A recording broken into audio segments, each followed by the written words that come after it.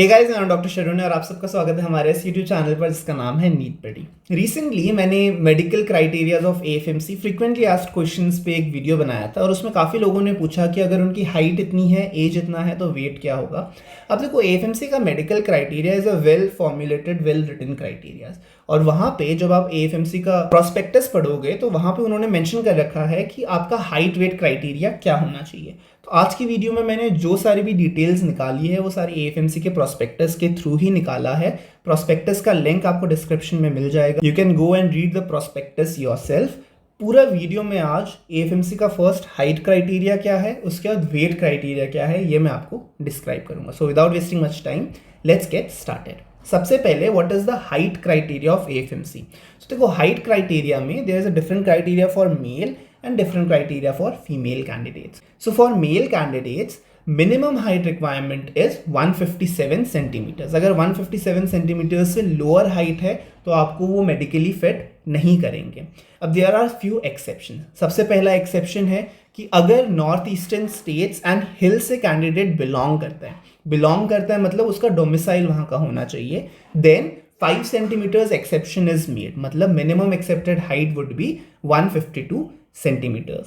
For female candidates, the minimum accepted height is 152 centimeters, and if the candidate belongs to hills or northeastern state, then the minimum accepted height would be 147 centimeters. लेकिन एक exception है दोनों mail और female candidates के लिए। We have one exception कि अगर age is less than 18 years, तो ऑब्वियसली अगर एज 18 ईयर्स से कम है at the time of examination तो there is some allowance given, क्योंकि थोड़ी सी ग्रोथ होनी बाकी होती है। So allowance of 2 centimetres is made.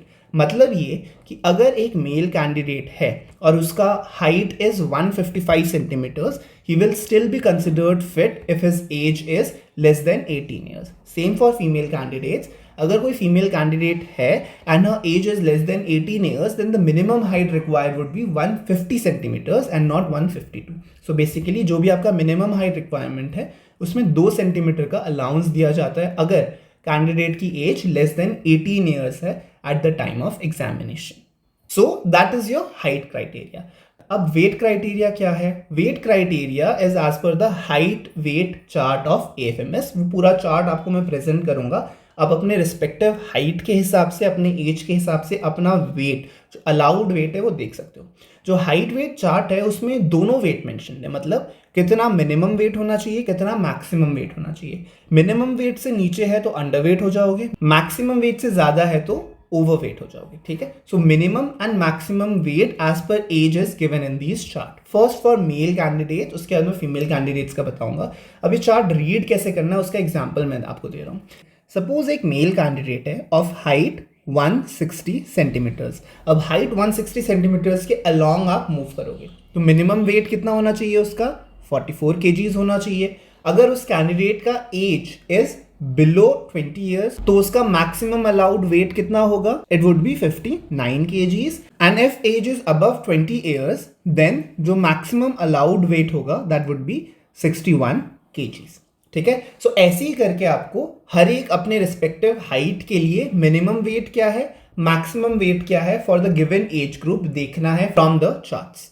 अब हर स्लाइड में मैंने चार्ट का एक पार्ट दे रखा है। I will show you 1 examples from each part of the chart और आप अपना रिस्पेक्टिव हाइट और अपना वेट वहां से टैली आउट कर सकते हो। ऐसे ही अगर देखा जाए, अगर किसी का height for a male candidate is 178 centimetres, then minimum allowed weight would be 54 kgs, maximum allowed weight would be 73 kgs if his age is less than 20 years and 76 kgs अगर उसका age is more than 20 years.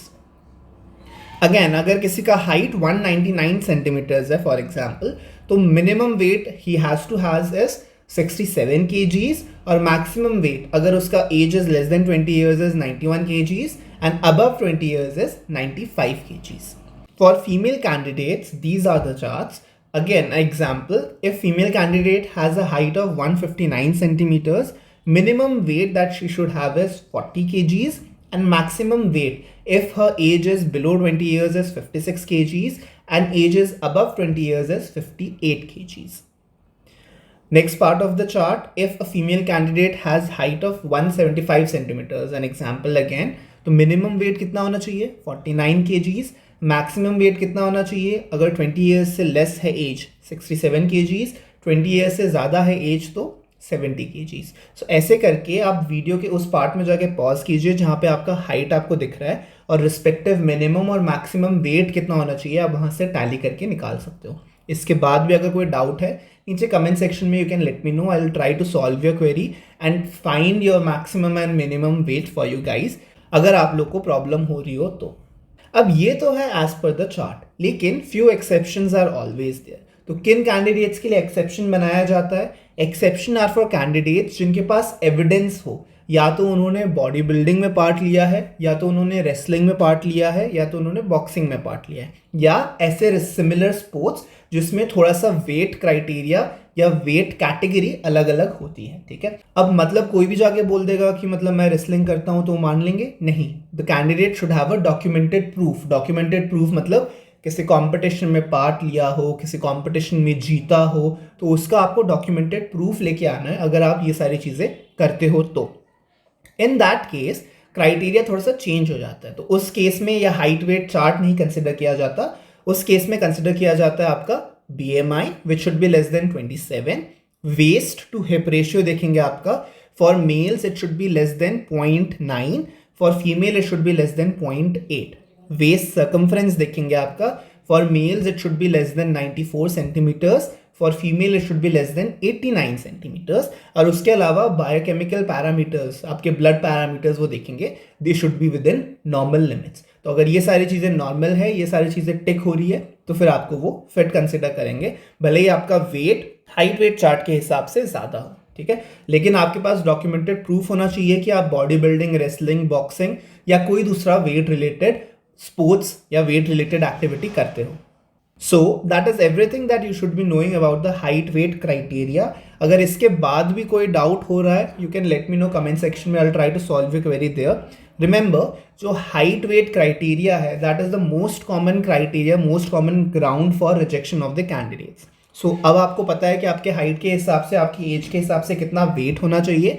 So it's best कि अगर आपका wait ज़्यादा है तो reduce your weight before coming to the AFMC medical. ठीक है, क्योंकि this is the most easiest way of screening students out. थोड़ा सा भी ओवरवेट होगा, they will make you unfit. So that would be all in this video, guys. All the best and keep working hard. I'll keep bringing more helpful videos to clarify your doubts about AFMC and NEET की preparation में तो जो आपकी मैं मदद कर रहा हूँ वो तो चलता ही रहेगा। I hope you are utilizing the handwritten notes जो मैं हर वीडियो के साथ प्रोवाइड करता हूँ, हर NEET के चैप्टर एक्सप्लेनेशन वीडियोस के साथ। So I hope you are using them as well. Also जो मैं यहाँ पे कम्युनिटी पोस्ट में MCQs अपलोड कर रहा हूँ, I hope you are using them as well. जितनी ज़्यादा आप MCQs प्रैक्टिस करोगे उतना आपका कॉन्फिडेंस इंप्रूव होगा, स्पीड इंप्रूव होगी, नीट में आपकी रैंकिंग एंड स्कोर इंप्रूव होगा। So that would be all guys, I will see you guys in the next video. If you find the video helpful, do like and share this video, and if you're new out there, don't forget to subscribe to our channel. Thank you guys for watching. Bye bye.